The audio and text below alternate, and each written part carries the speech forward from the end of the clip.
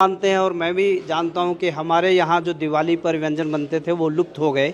खमीरे, बबरू जैसे हम कहते हैं, उस तरह की संस्कृति जिंदा रहे। विकास तो तेज़ी से हो रहा है, परंतु जब विकास होता है तो संस्कृति पीछे छूट जाती है। विभिन्न कलाकार, विभिन्न उद्यमी और अलग अलग जो जिन्होंने अपने अपने क्षेत्रों में सेवाएं दी हैं, जैसे खेल के क्षेत्र में सेवा दी है, फौज के क्षेत्र में सेवा दी है, किसी दूसरे क्षेत्र में सेवा दी है, उस तरह के सभी जो प्रमुख लोग हैं इस महोत्सव में शामिल होने वाले हैं। जो चीज़ें शोकेस की जानी चाहिए व्यापार और उद्योग को लेकर के, वो शोकेस होंगी।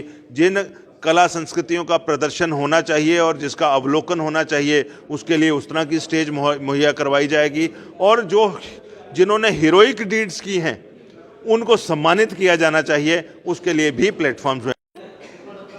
राष्ट्रपिता महात्मा गांधी ने कहा था कि आप स्वदेशी को अपनाइए और विदेशी को ठुकराइए, और उसी के तहत प्रधानमंत्री नरेंद्र मोदी उस कड़ी को आगे जोड़ते हुए वोकल फॉर लोकल का नारा देते हुए नजर आए। लेकिन क्या आप जानते हैं कि जम्मू कश्मीर की सभ्यता क्या है, संस्कृति क्या है?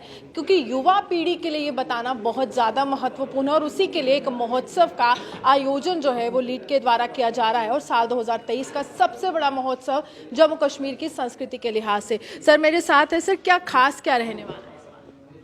पहली बार जम्मू कश्मीर के इतिहास में समाज के द्वारा जम्मू और कश्मीर और लद्दाख के स्थानीय उद्योग, स्थानीय कल्चर, स्थानीय संस्कृति, स्थानीय हीरोज़, स्थानीय परंपराएं, उन सब को इकट्ठा एक प्लेटफॉर्म पे शोकेस किया जा रहा है।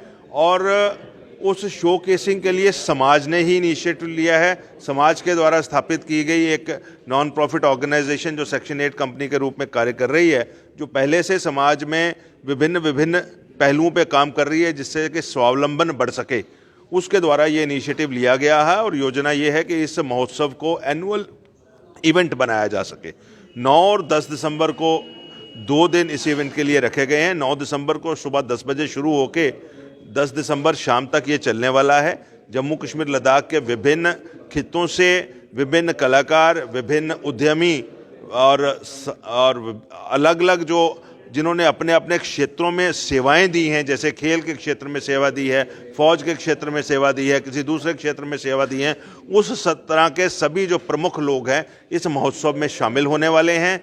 जो चीज़ें शोकेस की जानी चाहिए व्यापार और उद्योग को लेकर के, वो शोकेस होंगी। जिन कला संस्कृतियों का प्रदर्शन होना चाहिए और जिसका अवलोकन होना चाहिए, उसके लिए उस तरह की स्टेज मुहैया करवाई जाएगी। और जिन्होंने हीरोइक डीड्स की हैं उनको सम्मानित किया जाना चाहिए, उसके लिए भी प्लेटफॉर्म्स यहाँ पे बनेगी। अपनी किस्म का एक पहला कार्यक्रम जो कि समाज के द्वारा किया जा रहा है, जहाँ पर इन सभी वर्गों को इकट्ठा किया जा रहा है। ये इस महोत्सव की जो खास बात है वो रहने वाली है। युवा पीढ़ी की बात करते हैं तो युवा पीढ़ी के लिए क्यों खास है और क्यों आप आमंत्रित भी कर रहे हैं? ऐसा है कि भारत एक अकेला देश ऐसा है, अगर आप डेमोग्राफिकली देखें तो हमारे पास में जो जनसंख्या है उसमें से 70% लोग ऐसे हो 30-35 के करीब के साल में है।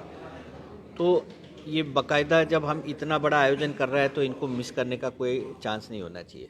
तो हम बच्चों जो है आज हमारा जो कि एक अलग यंग जनरेशन में जो कि एक अलग माहौल में अपने आप में डाल रहे हैं, तो हम चाहते हैं कि इनको हम हमारी जम्मू और कश्मीर और लद्दाख की पूरी संस्कृति है, इसके अंदर हमारी आर्ट आ गई, कल्चर आ गई, इनसे अवगत कराए और उन्हीं को अब आज के ज़माने की कोई स्पर्धा भी करे जिसमें उनको भी पता चले कि हम ये स्पर्धा में पहले ठहरे, दूसरे ठहरे, तीसरे ठहरे।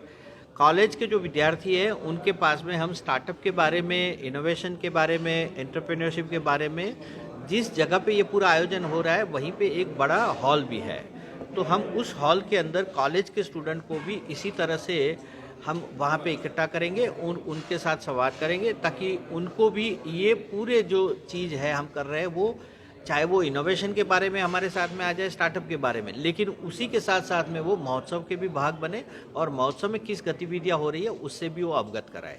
तो चाहूँगी क्या लगता है कि कौन कौन सी संस्कृति जम्मू कश्मीर के लिहाज से या लद्दाख के लिहाज से विलुप्त हो जो युवा पीढ़ी तक पहुँचनी चाहिए? देखिए, आपने ये सही प्रश्न उठाया है और कई बार ये दिवाली के दिन हमें देश के दूसरे भागों के लोग फ़ोन करते हैं कि दीपावली को विशेष कौन सा व्यंजन जम्मू कश्मीर में बनता है।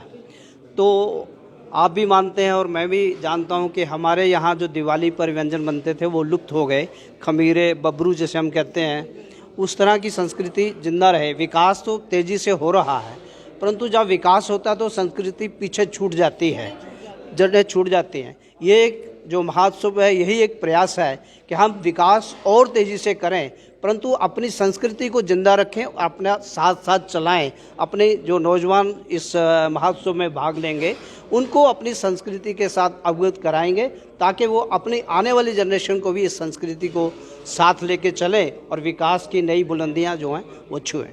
देखिए, सभ्यता बहुत खूबसूरत है, संस्कृति बहुत खूबसूरत है और जम्मू कश्मीर व लद्दाख भी बहुत खूबसूरत है, लेकिन यहाँ पर एक पहल की गई है कि युवा पीढ़ी तक वो तमाम बातें पहुँचाई जाए, वो तमाम सांस्कृतिक धरोहरें दिखाई जाए, उनको बताया जाए कि आखिरकार आप मूल कहाँ से जुड़े हुए हैं, आपके जो तमाम पूर्वज है वो कहाँ से आए हैं, किस सोच से आए हैं और किस तरह से वीरता जो है जम्मू कश्मीर लद्दाख में भी देखने को मिलती है। उसी के लिए एक महोत्सव का आयोजन 2023 का सबसे बड़ा महोत्सव जम्मू कश्मीर के लिहाज से। आप यूँ हमारे साथ बने रहे, देखते हुए